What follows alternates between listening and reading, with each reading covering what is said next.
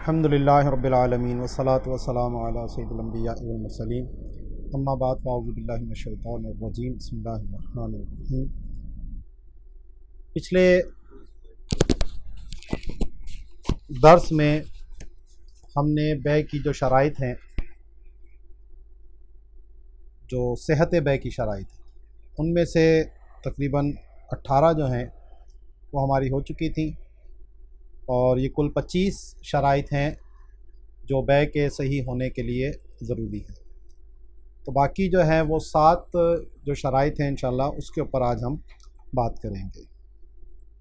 और ये शराइत ख़ासा चल रही हैं, यानी जो हर बै में ज़रूरी नहीं है लेकिन किसी न किसी बै से उसका ताल्लुक़ होता है। इन्हीं में से है कि जो चीज़ बेची जा रही है या तो वो मनक़ूली शय होगी या गैर मनक़ूली शय होगी। गैर मनक़ूली से मुराद ज़मीन है, जायदाद वगैरह, मकानात वगैरह, दुकान है जो एक जगह पर फ़िक्स होती हैं, फ़िक्स्ड एसेट जिसको कहा जाता है। तो इसकी ख़रीद व फ़रोख्त के लिए ये ज़रूरी नहीं है कि वो इंसान के कब्ज़े में भी हो, कब्ज़े से पहले भी उसको आगे ख़रीद व फ़रोख्त की जा सकती है। ये इमाम आज़म और इमाम अबू यूसुफ़ के नज़दीक है, क्योंकि इसमें हलाकत का अंदेशा इंतहाई नादिर है और इस वजह से किसी ने अगर प्लॉट ख़रीदा है और अभी उस पर उसने कब्ज़ा नहीं किया, उसको कब्ज़ा नहीं मिला, तो वो आगे भी उसको बेच सकता है। इसी तरह मकान का मामला है, इसी तरह दुकान का भी मामला है।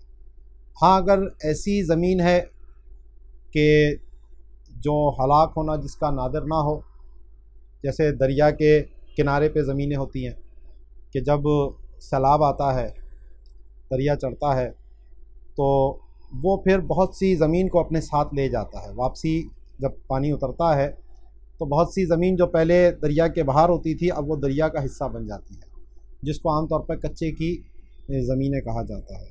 तो इस ज़मीन के ऊपर क्योंकि हलाकत नादिर नहीं है, तो इसलिए इस पर कब्ज़े से पहले इसकी जो है वो फ़रोख्त नहीं की जा सकती। बाकी जो ज़मीनें हैं उनके अंदर इस तरह का मामला नहीं होता।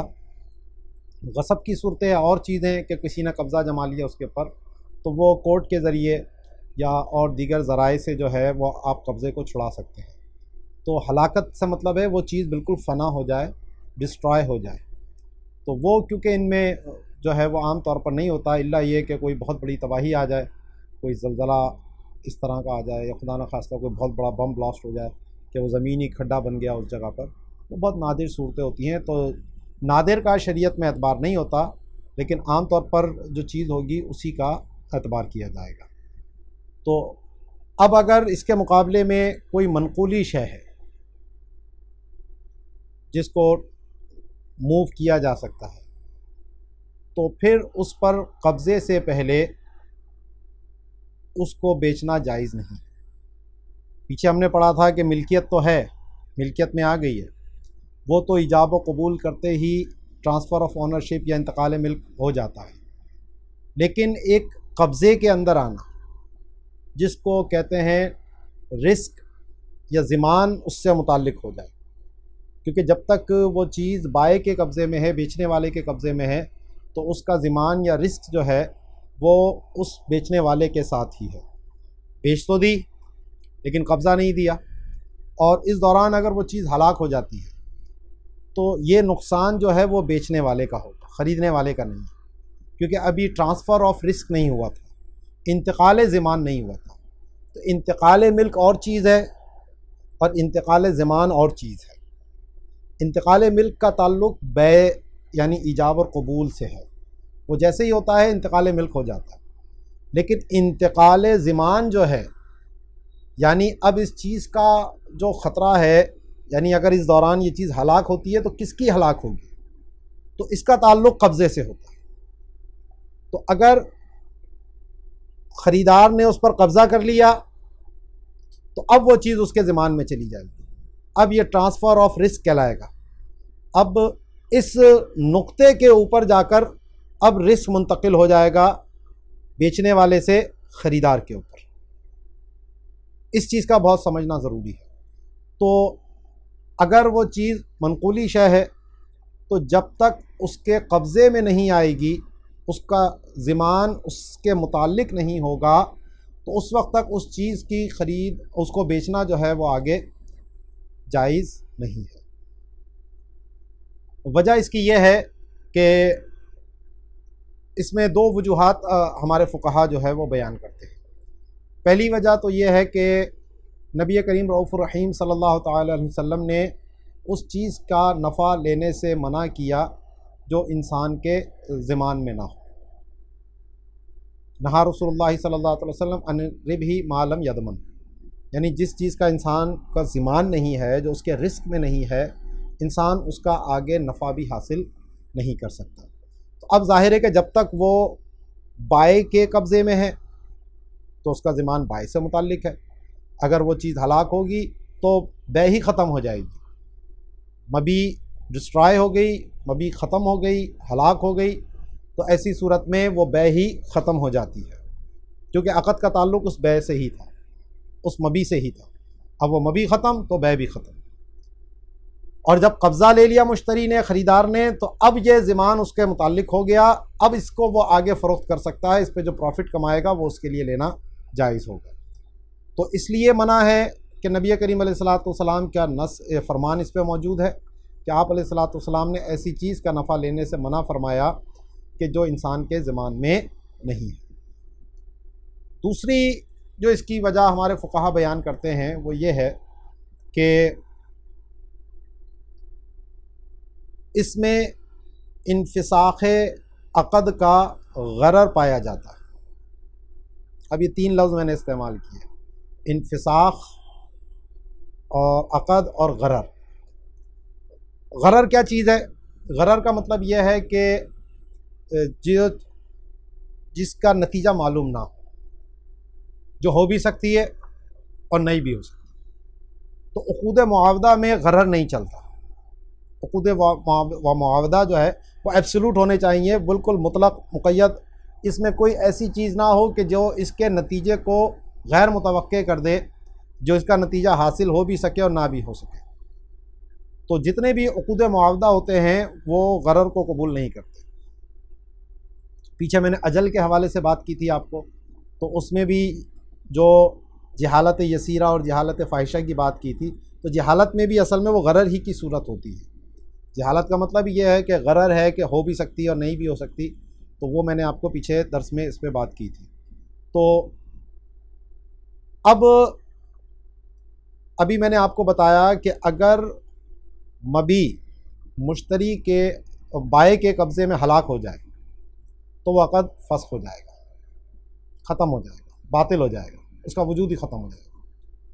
तो अब मिसाल के तौर पर ये मोबाइल है, ये मैंने इब्राहिम भाई से ख़रीदा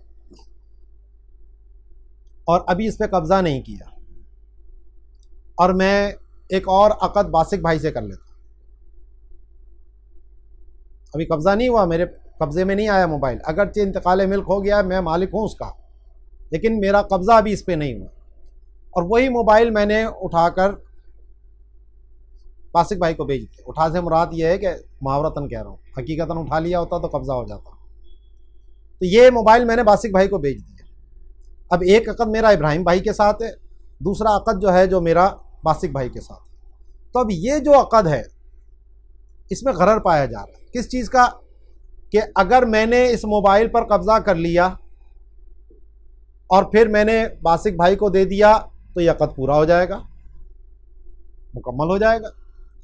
लेकिन अगर वो इब्राहिम भाई के हाथ से मोबाइल गिरा और नीचे टूट गया, या कोई भाई लोग आ गए, डकैती पड़ गई, चोरी हो गई, आग लग गई, बहुत सारी सूरतें हैं, तो अब वो मोबाइल ही इनके हाथ से फना हो गया, तो अब ये मुझे क्या देंगे? अभी ख़त्म हो गई तो बै भी ख़त्म हो गई। अब जब ये बै ख़त्म हो गई तो मैं बासिक भाई को क्या दूंगा? तो ये अक़द ख़त्म भी हो सकता है, या अक़द पूरा भी हो सकता है, यही गरर है। तो इन्फिसाख ख़त्म होना, फस्ख होना, तो जो चीज़ अभी कब्ज़े में नहीं आई उसको कब्ज़े से पहले जब आगे फ़रोख्त कर दिया तो इसमें इन्फिसाख अक़द का गरर पाया जाता है।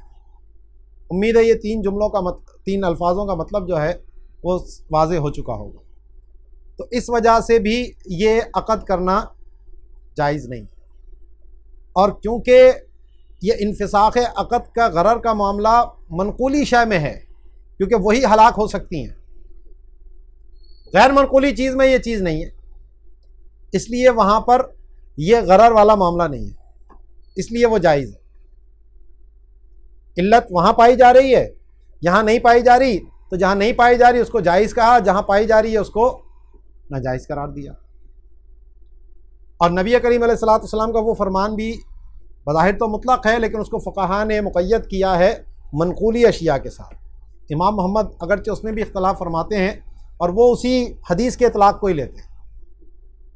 वो ये कहते हैं कि जी हदीस मुतलक़ है और इसलिए चाहे मनक़ूली शय हो या गैर मनक़ूली शय, तो जब तक उसका ज़िमान नहीं आएगा तो उस वक्त तक जो है वो उसका नफ़ा हासिल करना उसके लिए जायज़ नहीं होगा। तो फ़ुक़हा इमाम आज़म वो यही जवाब देते हैं कि ज़िमान का मतलब था ही वहाँ पर कि जहाँ उसके हलाक होने का मामला हो। जब हलाक होने का मामला ही नहीं है तो फिर वहाँ ज़िमान की बात भी नहीं आएगी। ठीक है, तो ये कब्ज़ा जो है वो उसके लिए ज़रूरी है। अब कब्ज़े की सूरतें क्या हैं, तो ये एक ज़रा थोड़ा सा तफसीली चैप्टर है, वो इंशाल्लाह मैं आगे इसको आपको तफसील से बयान करूँगा कि कब्ज़े की सूरतें कौन कौन सी बनेंगी, कब्ज़ा हकीकी क्या है, कब्ज़ा हुक्मी क्या है, फिर कब्ज़ा हुक्मी की कितनी सूरतें बनती हैं और उर्फ़ और रिवाज में ये क्या है, हमारे फ़ुक़हा अहनाफ कब्ज़े की क्या तारीफ़ करते हैं और इस्लामिक बैंकिंग में कब्ज़े का वो क्या मतलब लेते हैं और कब्ज़ा हुक्मी से वो क्या मुराद लेते हैं। इंशाल्लाह इस चैप्टर पे हम आगे गुफ्तगू करेंगे क्योंकि तफसीली बात है। अभी सिर्फ हम शराइत के ऊपर बात कर रहे हैं, तो सिर्फ इतनी बात आपको अभी समझाना मकसूद है कि जो मनक़ूली शय है अगर उस पर कब्ज़ा नहीं है तो उसकी बै भी फासिद होगी। यहीं से आपको मसला हल हो जाएगा ये ड्रॉप शिपिंग वाला। ड्रॉप शिपिंग क्या है कि आपने नेट पे जो है वो इश्तिहार लगाया, चीज़ों का ऑर्डर ले लिया, अभी वो आपकी मिल्कियत में चीज़ें मौजूद नहीं हैं और आपने पहले ही वो चीज़ फ़रोख्त कर दी। तो इसमें एक ख़राबी तो ये आएगी कि जो चीज़ मिल्कियत में ना हो उसका बेचना भी नाजायज़, वो तो बै बातिल है। पीछे मैंने इसको आपको वाज़े कर दी थी बात कि इंसान जिस चीज़ का मालिक नहीं है उसको आगे फ़रोख्त भी नहीं कर सकता। दूसरी इसमें ख़राबी यह है कि कब्ज़ा नहीं है। अब मिसाल के तौर पर उससे ख़रीद भी लिया, उससे मिसाल के ऑर्डर बुक कर लिया कि जी मेरी फ़लाँ चीज़ें इतनी मैंने आपसे ख़रीद ली, ऑनलाइन बै हो सकती है, हो गई, लेकिन अभी कब्ज़ा नहीं किया उसने। तो अब जो ऑर्डर पकड़ा ग्राहक से, उसको वो क्या करता है, कंपनी को कहता है जी फ़लाँ एड्रेस के ऊपर आप ये चीज़ पहुंचा दीजिए।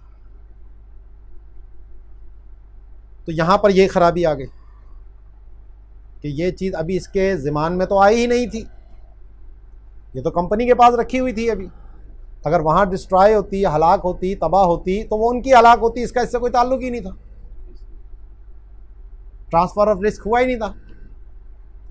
तो अब इसने क्या करा, उनको कहा जी उधर फ़लाँ जगह पर भेज दो, और इसने क्या करा, उससे पैसे लिए और जितने की ख़रीदी थी वो उसको आगे बेच दी, पैसे दे दिए, बाकी बीच का फ़र्क इसने अपने पास रख लिया। तो शरई तौर पर यह दुरुस्त नहीं है, ये बै फासिद है। इससे जो नफ़ा कमाया है वो शरई तौर पर हलाल नहीं है। यह आजकल बहुत ज़्यादा चल रहा है और ऑनलाइन लोग इस तरह की ख़रीद व फ़रोख्त जो है वो कर रहे हैं। इसका हल क्या है? इसका हल एक तो यह है कि कमीशन की बुनियाद पर आप काम कर लें, ब्रोकरी कर लें कि जी ये चीज़ है, मैं इसके ऊपर इतने % कमीशन लूँगा और आपको मैं दिला दूँगा। अब इसकी हैसियत मिडल मैन की होगी। अब ये उससे ख़रीद या फ़रोख्त नहीं कर रहा, बल्कि इन दोनों के दरमियान का ये किरदार अदा कर रहा है और आपस में अब इनकी ख़रीदो फ़रोख्त करवा कर ये बीच में अपना कमीशन जो है वो अपने पास रख लो। ये सूरत जवाज़ की है। दूसरी सूरत यह है कि या तो चीज़ें ख़रीद कर फिर अपने पास रखे, अपने कब्ज़े में ले, अब फिर आगे उसको फ़रोख्त करे। इसमें सरमाया चाहिए। अब यहाँ सरमाया कोई लगाता नहीं है, मुफ्त के अंदर काम, बस नेट चाहिए, कंप्यूटर चाहिए और बस थोड़े बहुत इश्तिहार बना लिए और ग्राफिक्स कर लिए और ये सब उसको नेट पे डाल दिया। तो इसके लिए फिर सरमाया दरकार होगा, तो फिर वो कमीशन एजेंट वाली सूरत है जिसमें आप सरमाए की झंझट से बच सकते हैं। तो जायज़ काम करेंगे तो अल्लाह उसमें बरकत देगा।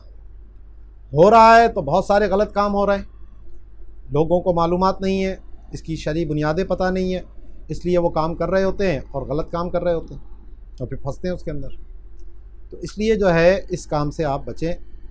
एक और सूरत बन सकती है कि जिस कंपनी से आपने मामला किया है तो वहाँ किसी बंदे को अपना नुमाइंदा बना दें, वकील बना दें। वो वकील जो है वो आपकी तरफ से उस चीज़ के ऊपर कब्ज़ा कर ले और फिर आपका नुमाइंदा बनकर वो उस शख्स को आगे डिलीवर कर दे जिससे आपने बेचा है। ये उस सूरत में होगा जब आपने पहले से ख़रीद के रखा हुआ है। ये कब्ज़े की सूरत में बता रहा हूँ। अगर मिल्कियत में ही नहीं आ रही और कोई ऐसा नहीं है तो फिर कमीशन एजेंट के अलावा फिर कोई और सूरत नहीं बनेगी, वो ब्रोकरी लेना फिर जायज़ हो जाएगा आपके लिए। तो जवाज़ की सूरतें हैं, लेकिन अगर कोई हलाल खाना चाहे तो उसके लिए सूरतें हैं। लेकिन अगर कोई हलाल हराम की तमीज़ ही नहीं है, बस जो आ रहा है आने दो, जैसा भी आ रहा है आने दो, तो फिर उस बंदे का कोई इलाज नहीं कर सकता। ठीक है, तो ये बै क़ब्ल क़ब्ज़ जो है ये फासिद है और आज हमारे मुआशरे में बहुत ज़्यादा राइज है। ख़ास तौर पर ये इंपोर्ट होकर जो चीज़ें आती हैं इसमें ये बै क़ब्ल क़ब्ज़ बेइंतहा है। अभी माल चला है, पोर्ट पे आया नहीं है, तो ये आगे से आगे एक दूसरे को फ़रोख्त कर रहे होते हैं। मिसाल के तौर पर अब वो फ़लाँ माल आ रहा है तो वो एक कहेगा हाँ जी इतना माल मौजूद है, इतने रुपए में, अच्छा ठीक है जी डन कर दिया। वो आगे फिर किसी और को फ़ोन मिलाएगा, हाँ जी इतना माल मौजूद है, वो 4 आने 8 आने ऊपर रख के 1 रुपया ऊपर रख के वो उसको बेच देगा, वो तीसरा चौथे को बेच देगा, चौथा पाँचवें को बेच देगा। इस तरह वो कई हाथों में घूमते घामते जब एंड कंज्यूमर के पास चीज़ पहुंचती है तो वो महंगी हो चुकी होती है। इनमें से किसी ने भी ट्रांसफ़र ऑफ रिस्क नहीं उठाया।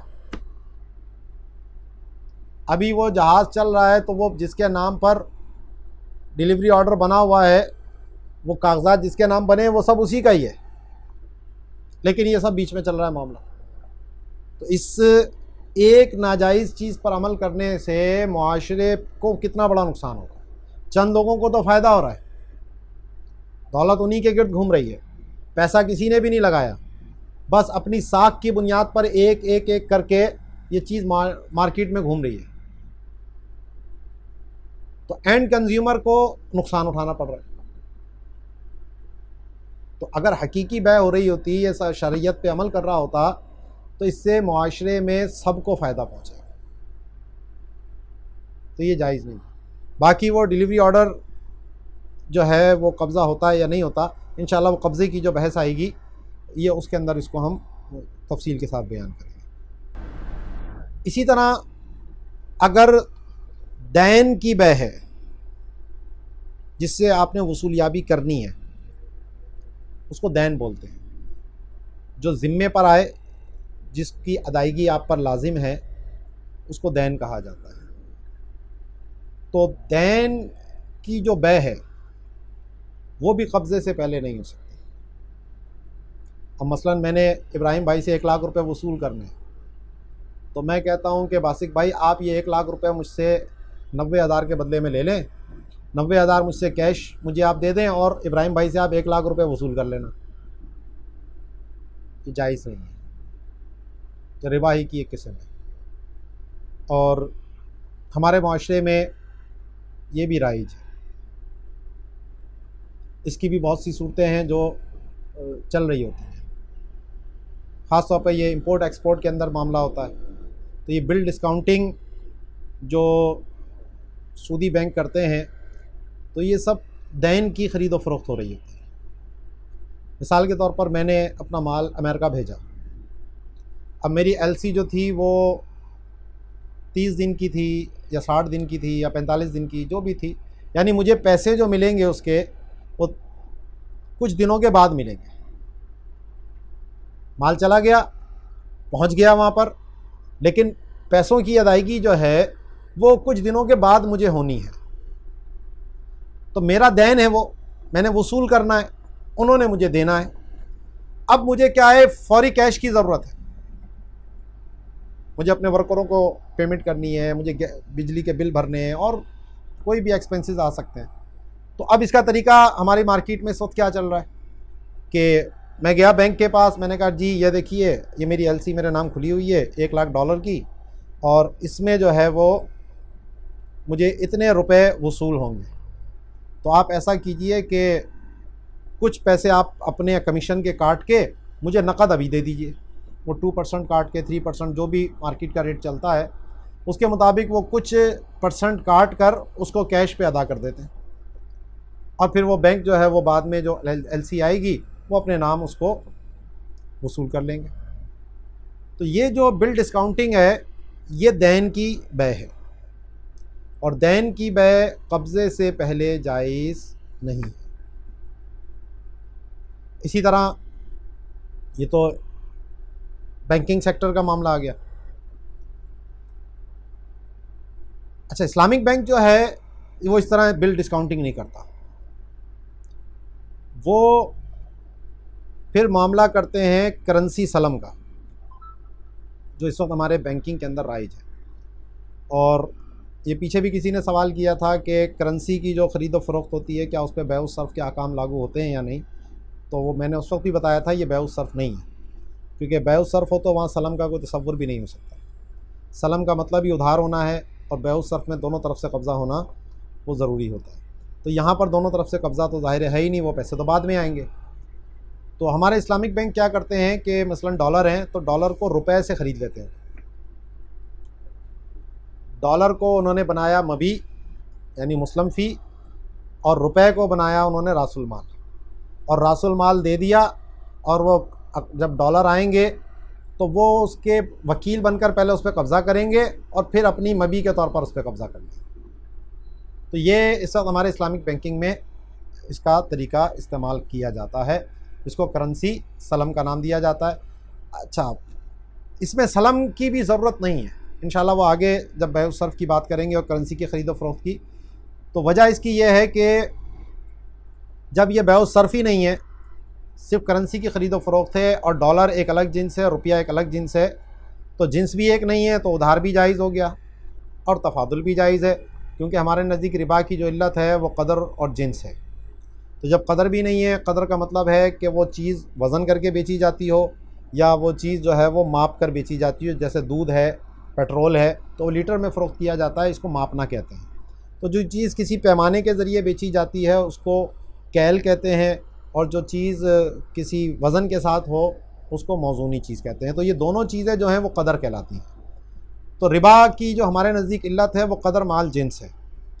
तो इस करेंसी की ख़रीद व फ़रोख्त के अंदर दोनों तरफ से ना कदर है और ना ही जिन्स एक है, तो इसलिए सिर्फ यहाँ पर एक तरफ से कब्ज़ा ज़रूरी है ताकि बैउल काली बिल काली लाजिम ना आए, यानी दोनों तरफ से दैन ना हो, दोनों तरफ से उधार ना हो, ये नाजायज़ हो जाता है। बैउल काली बिल काली से नबी करीम अलैहिस्सलातु वस्सलाम ने मना फरमाया कि जब दोनों तरफ उधार हो, तो एक तरफ नक़द हो और एक तरफ उधार हो तो वो बै हो सकती है। तो इसलिए इसको बै सलम का नाम लेने की भी ज़रूरत नहीं है, ये बै मुअज्जल डायरेक्ट जो है वो हो सकती है। और ये मैंने बात IBA में जब हम शरिया स्टैंडर्ड का कोर्स कर रहे थे तो उस वक्त भी ये मैंने बात वहाँ रखी थी, जो पढ़ाने वाले थे, तो क्योंकि वो सब एक ही मकतबा फ़िक्र से ताल्लुक़ रखते हैं, और जो उनके बड़े साहब ने कह दिया वो सब उसी पे लकीर के फ़कीर बने हुए हैं। तो बात मेरी उनको समझ आ गई थी, लेकिन फिर भी कहने लगे नहीं जी मैं अपने बड़े शेख से पूछ के बताऊँगा। मैंने कहा ठीक है जी, आप पूछ के बता दीजिएगा। फिर बाद में मुझे कहने लगे कि हाँ आपने जो बात कही है वो बिल्कुल दुरुस्त है, तो यहाँ करेंसी सलम भी हो सकती है और बै मुअज्जल भी हो सकती है। यही चीज़ फिर जब मैं गया IBA में लेक्चर देने के लिए, मैंने यही बात वहाँ कही तो वो खड़े हो गए कि जी ये आप कैसी बात कर रहे हैं, और हमारे शेख तो यूँ कहते हैं और वो कहते हैं। तो मैंने कहा भाई आपके शेख से ही, फिर मैंने हवाला भी दिया कि फ़लाँ साहब थे वो पढ़ा रहे थे, और उन्होंने जाकर फिर उनसे पूछा भी था, और फिर उन्होंने कहा कि ये हो सकता है। लेकिन वो इतना यानी लकीर के फ़कीर वाला मामला है कि जो चीज़ बस कह दी है वो हरफ़ आखिर है, उससे हटकर सोचने को तैयार नहीं है, इनोवेशन नहीं है। इस्लामिक बैंकिंग में इस वक्त जो हमारे पास एक जमूद की कैफियत है, उसकी बुनियादी वजह यह है कि सब एक ख़ास मकतबा फ़िक्र से ताल्लुक़ रख रहे हैं, एक ख़ास उस्ताद के शागिर्द हैं और वो सब एक ही जिहत से सोचते हैं। हालांकि अगर तनव्वुअ इसके अंदर आएगा, डाइवर्सिफ़िकेशन होगी और इसको डाइवर्सिफ़ाई करेंगे, वो मुख्तलिफ़ उलमा को लेंगे, तो फिर उनके हर एक के सोचने का अपना एक अंदाज़ होता है और उसमें फिर ज़ाहिर है कि ये इल्म किसी की मीरास तो है नहीं, अक़ल किसी की मीरास तो है नहीं कि सिर्फ इन्हीं के पास आएगा, किसी और के पास नहीं आएगा। काबिलियत किसी की मीरास नहीं है कि काबिलियत उधर ही होगी और किसी के पास नहीं होगी। तो अब जब मुख्तलिफ़ ख़याल लोग आएंगे और अपने अपने जहन से इसको सोचेंगे तो इसमें मज़ीद जो मुश्किलात हैं वो हल होंगी, इससे फ़ायदा होगा। लेकिन वो अपनी एक दायरा उन्होंने खींच के बैठे हुए हैं और किसी और को इंटर होने भी नहीं देते, मुश्किलात पैदा करते हैं, उसके लिए मामलात करते हैं। और इस पे कई दफ़ा हम आगे भी एहतजाज भी कर चुके हैं, अपनी बात भी रख चुके हैं। लेकिन बदकिस्मती से इस वक्त तक जो है वो एक ही तबके का गलबा है और वही अपनी अपनी जो है वो मनमानी वहाँ पर कर रहे होते हैं। चंद हमारे लोग जो हैं वो गए हैं अपनी काबिलियत की बुनियाद पर, तो उनको लिए भी इतनी मुश्किलात पेश आई हैं। हमारे उस्ताद मोहतरम मुफ्ती अबू बकर सिद्दीक़ दामद आली, वो एक बैंक के अंदर थे, शरिया एडवाइज़र थे, तो वहाँ उनको इतना तंग किया कि फिर वो इस्तीफ़ा दे के वहाँ से छोड़ दिया उन्होंने कि यहाँ पर ये मामला चलने वाला नहीं है। तो इस्लामिक बैंकारी को अगर तरक्की देनी है, उरूज देना है, तो फिर इसको एक ख़ास दायरे कार में महदूद करने के बजाय इसको आम करना पड़ेगा। तमाम तबक़ात को इसमें शामिल करें, तमाम उलमाए कराम की आरा का एहतराम करें और उसके बाद फिर चलेंगे तो इंशाअल्लाह मुआशरे में ये चीज़ आगे तक जाएगी। बहरहाल ये तो एक ज़िमनी बात थी जो मैंने आपके सामने रखी। तो कब्ज़ा जो है दैन के लिए ज़रूरी है कि उस पर कब्ज़ा हो और उसके बाद उसकी ख़रीदो फ़रोख्त हो सकती है, उससे पहले ख़रीदो फ़रोख्त नहीं हो सकती। हाँ, जिसके ऊपर दैन है, जिससे वसूल करना है, मसलन मैंने इब्राहिम भाई से 1 लाख रुपए लेने, तो मैं कहता हूँ इब्राहिम भाई आप ऐसा करें, इस 1 लाख रुपए के बदले में ये वाला मोबाइल मुझे भी दे दें। ये मैंने उस दैन में तसर्रुफ़ किया, उस दैन के बदले में मैंने चीज़ ले ली, ये जायज़ है। लेकिन मैं ये नहीं कर सकता कि बासिक भाई आप जो है ना मुझे मोबाइल भी दे दें जो इब्राहिम भाई से मैंने 1 लाख रुपए लेने उसके बदले में, ये नहीं हो सकता। हाँ, इसकी सूरत ये हो सकती है कि मैं मुतलकन बासिक भाई से 1 लाख रुपए का मोबाइल ख़रीदूँ और फिर मैं हवाला करवा दूँ, ठीक है ना, कि मैं कहूँ कि इब्राहिम भाई आपने जो मुझे 1 लाख रुपए देने हैं, आप ऐसा करें वो जो है वो बासिक भाई को आप दे दीजिएगा और बासिक भाई जो आपने मुझसे लेने हैं वो इब्राहिम भाई से ले लीजिएगा आप। ये दोनों राज़ी हो गए। तो अब क्या हुआ कि मेरा जो ज़िम्मा, जो इनका ज़िम्मा था वो मुंतकिल होकर इधर चला गया। तो ये इसको कहते हैं हवाला।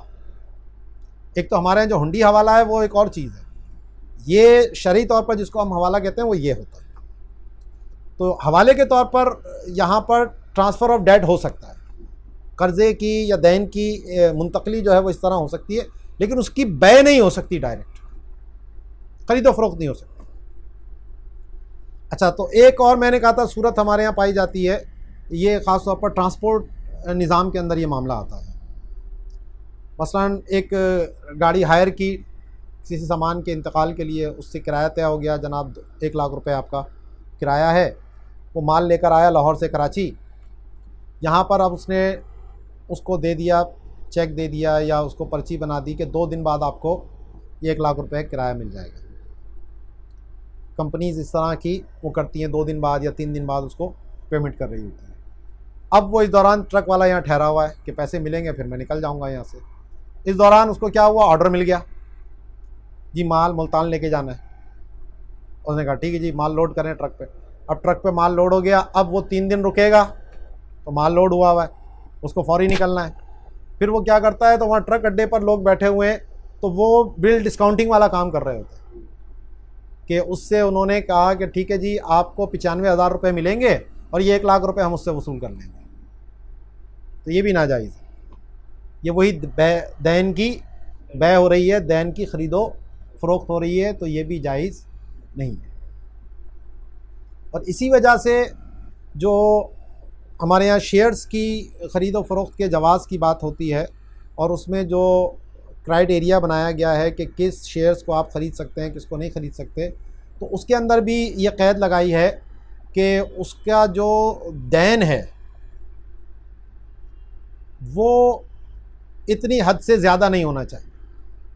यानी उसके जो एसेट्स हैं उसके डेट के मुकाबले में वो ज़्यादा होने चाहिए, क्योंकि अगर डेट ज़्यादा है तो फिर वो दैन की ख़रीद व फ़रोख्त का मामला आ जाएगा। ठीक है, उसके वो 5 उसकी सूरतें बनती हैं, वो जब शेयर्स की हम बात करेंगे तो इंशाल्लाह वहाँ इस पर जाएंगे। लेकिन इसी वजह से वहाँ पर ये बात भी डाली जाती है ताकि वो दैन की ख़रीद व फ़रोख्त का मामला ना आए, उससे बचने के लिए ये कैद लगाई जाती है वहाँ पर।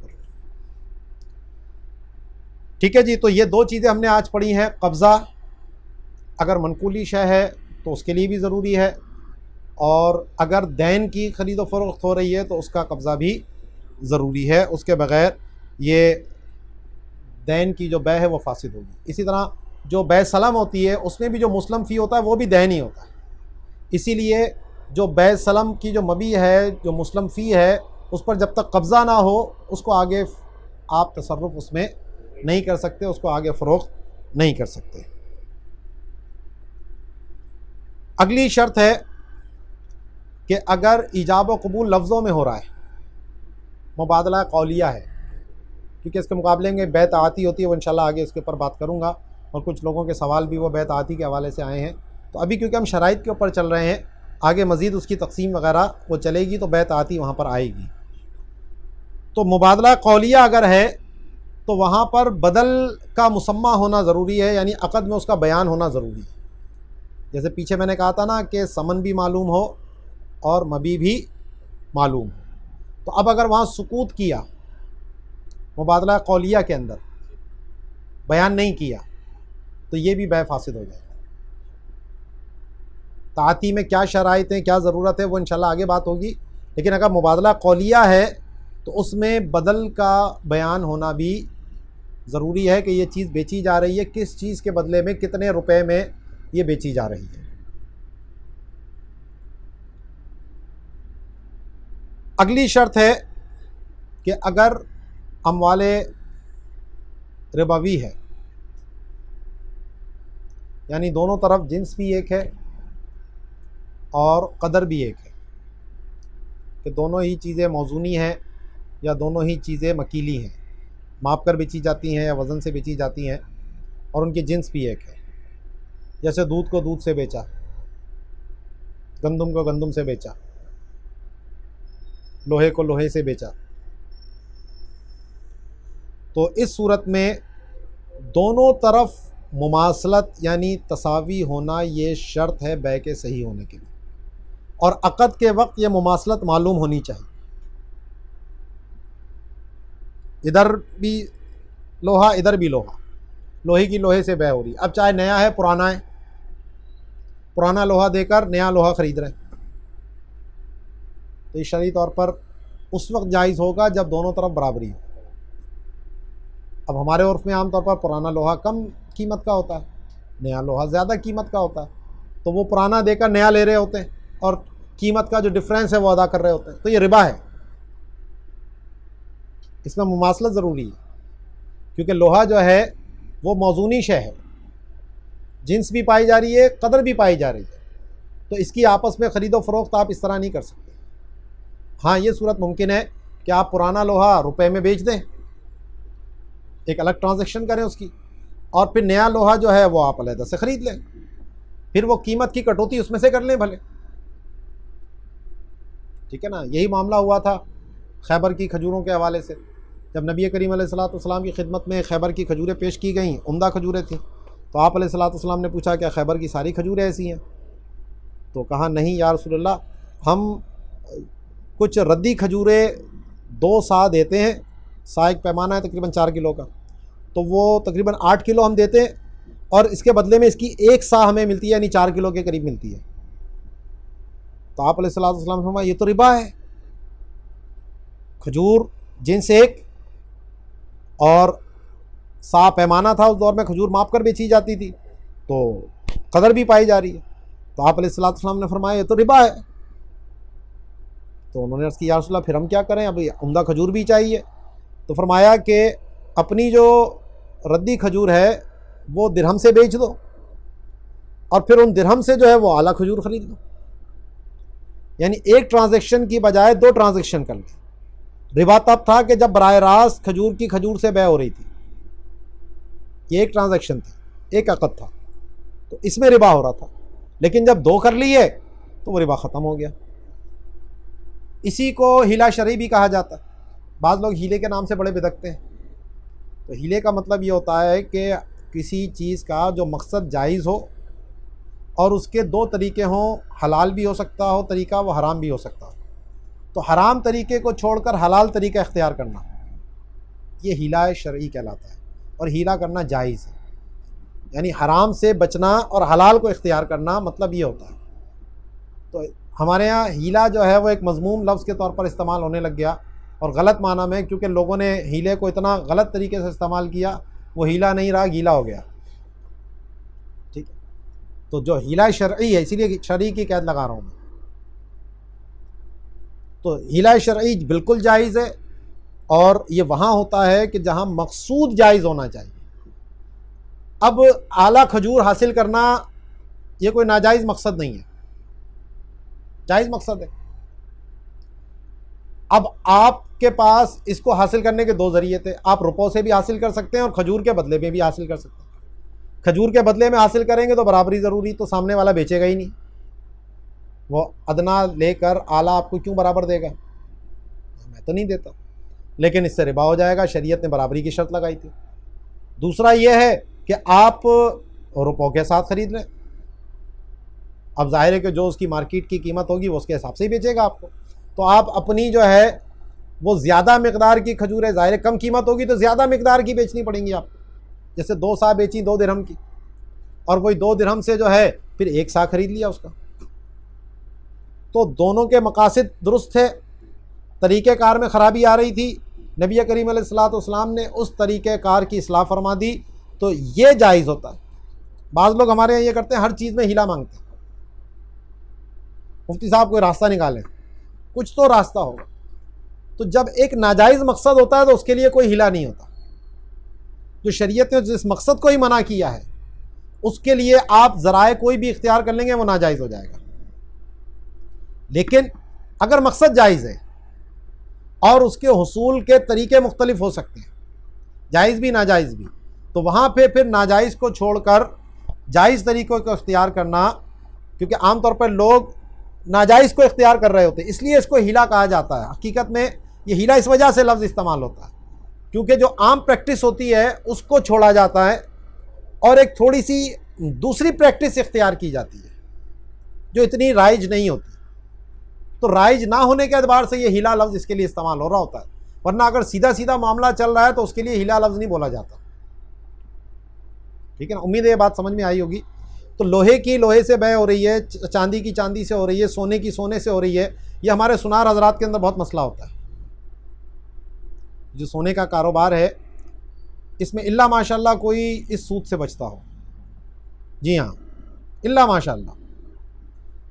वजह इसकी यह है कि ये जो सुनार हजरात हैं क्या करते हैं, एक कारखानेदार है जिससे इन्होंने जेवर बनवाया।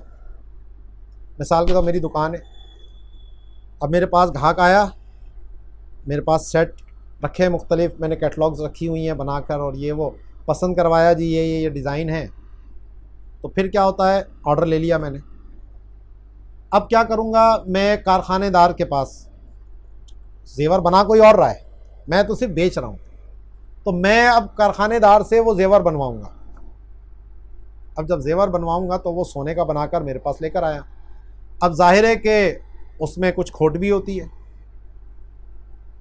ठीक है, खालिद सोना जो है वो 24 कैरेट होता है, और 24 कैरेट सोना जो है वो पहनने के काबिल नहीं होता, वो बहुत नरम होता है, उसका जेवर नहीं बन सकता।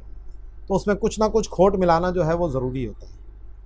और हमारे पाकिस्तान में लोग 22 कैरेट की मोहर लगा कर दे रहे होते हैं, हालांकि 22 कैरेट सोने की कोई चीज़ भी नहीं बनेगी। जो खालिस तरीन जेवर भी जो होगा वो 21 कैरेट का होता है। 21 कैरेट का मतलब ये होता है कि उसके अगर 24 हिस्से किए जाएं तो उसमें 3 हिस्से खोट के होंगे और 21 हिस्से सोने के होंगे। 24 में से 21 हिस्से सोना है तो वो 21 कैरेट कहलाएगा। 22 कैरेट का मतलब ये है कि उसमें 22 हिस्से सोना और 2 हिस्से खोट, तो इसका जेवर फ़ौरन टूट जाएगा। तो ये 22 कैरेट की मोहर मारते हैं। लेकिन जो ईमानदार तरीन भी सुनार है ना, बड़ा हाजी नमाजी और समझे बड़ा दीनदार आदमी है, वो भी 21 कैरेट सोना देता, 22 वो भी नहीं देता, लेकिन मोहर 22 की लगाएगा। आप पाकिस्तान के किसी भी सुनार पे जाएं, हर एक ने वो मोहरे 22 कैरेट की देखेंगे ना, जेवर के ऊपर बहुत छोटा सा 22K छोटा सा लिखा हुआ होता है, तो 22 कैरेट, तो 22 कैरेट होता ही नहीं है।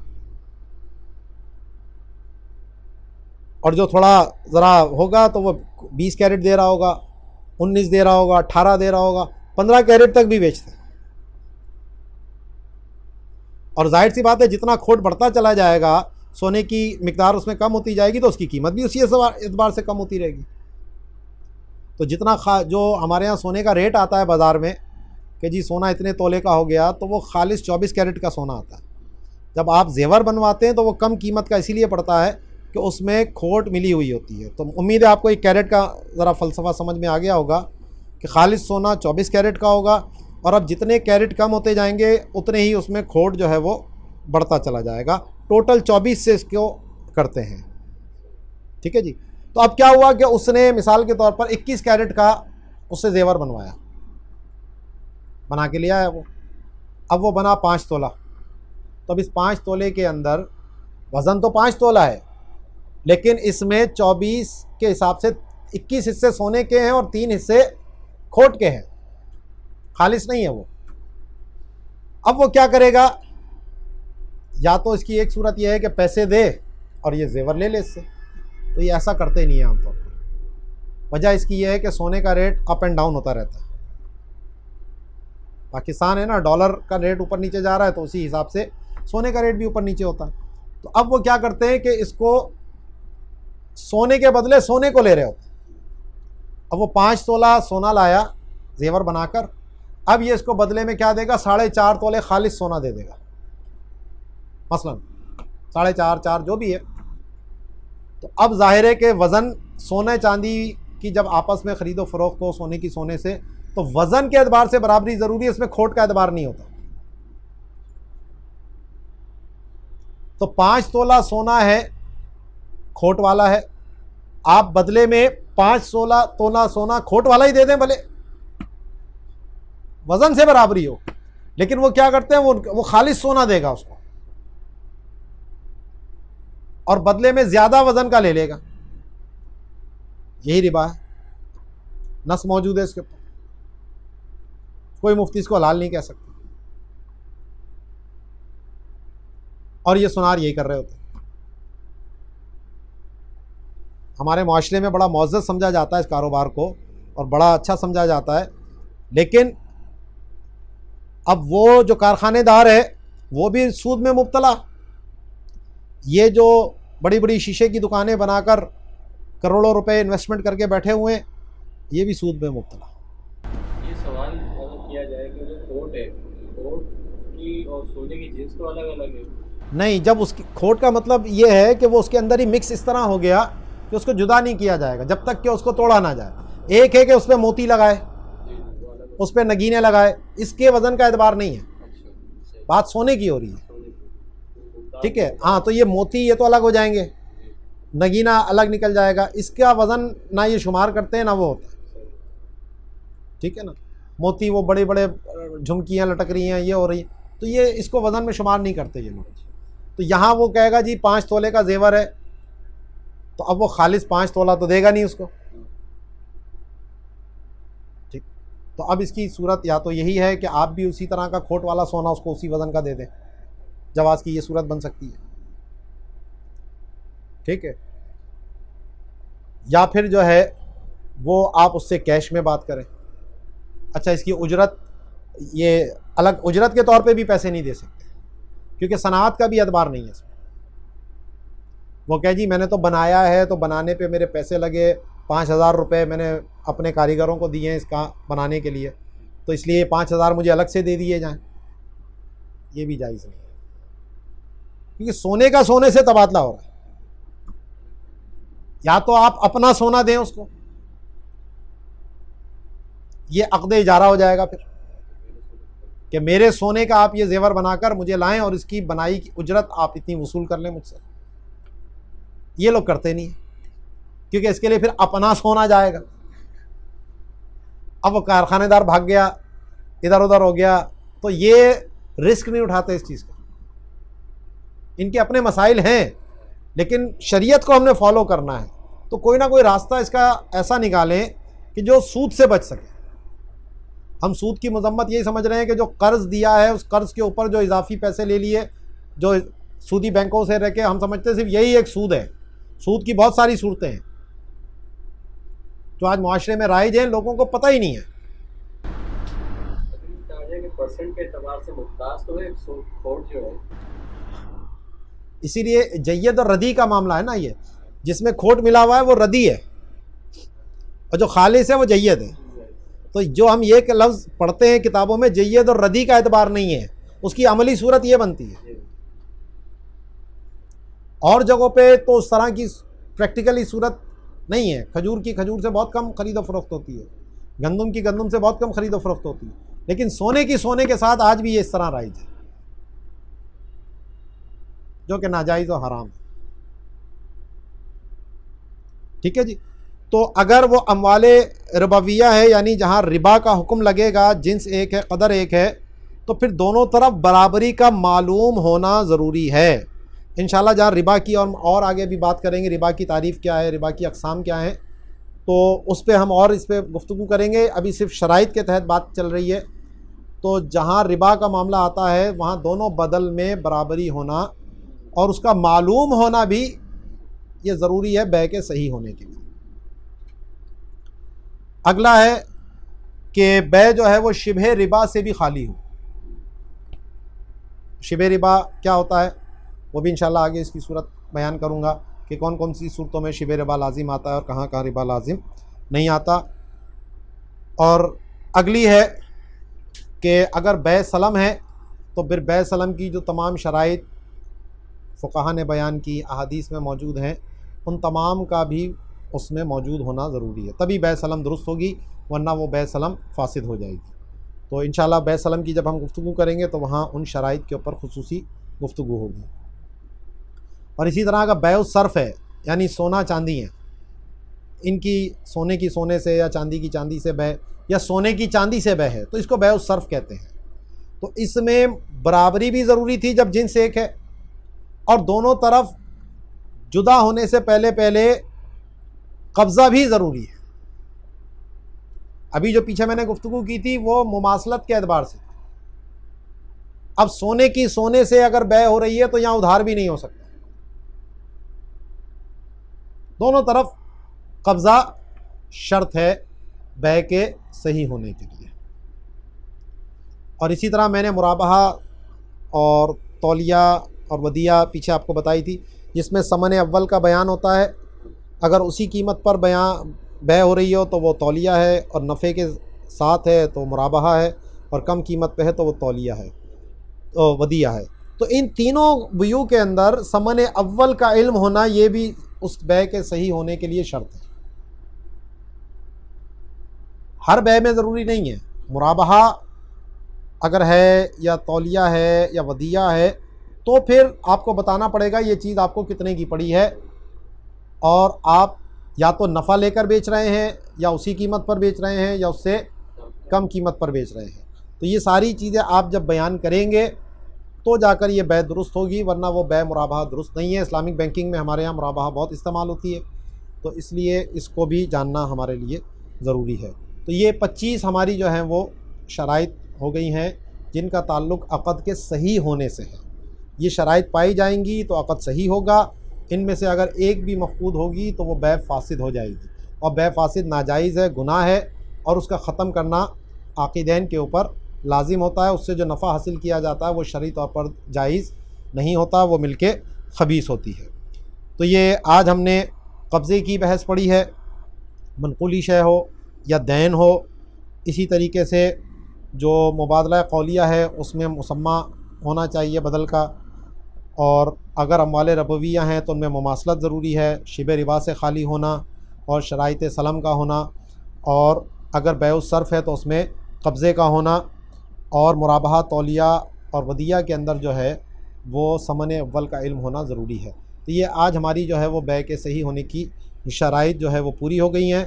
और जो बै के लुज़ूम की शर्त है, क्योंकि इनाक़ाद हो गया, बै सही भी हो गई, लेकिन लाजिम कब होगी कि जब वो ख़यारात से खाली हो, यानी खैर रुयत भी ना हो उसमें, खैर शर्त भी ना हो, खैर ऐब भी ना हो, खैर कमियत भी ना हो। ये ख़यारात का भी पूरा एक लंबा चैप्टर है हमारा। तो वो जो इन ख़यारात से अगर वो खाली है बै, तो अब वो बै लाजिम हो गई है, अब उसको कोई भी यकतरफ़ा तौर पर ख़त्म नहीं कर सकता, वो अब अक़द लाजिम हो चुका है। तो ये हमारी तमाम जो है समझें पूरी हो गई हैं। अगर सबको अलग से मिलाया जाए तो ये 76 के करीब जो है वो शराइत बनती है, क्योंकि 11 डबल हो गई थी और 25 ये बनी, फिर वहाँ से ये मिलाएंगे आप, तो तकरीबन जो है ये 76 के करीब जो है वो हमारी शराइत बनती हैं, जो इसका अक़द से बुनियादी तौर पर ताल्लुक़ है। अगर किसी ने ये शराइत को अच्छी तरह समझा है तो इसके लिए आगे बै के अहकाम को जानना जो है वो बहुत आसान हो जाता है।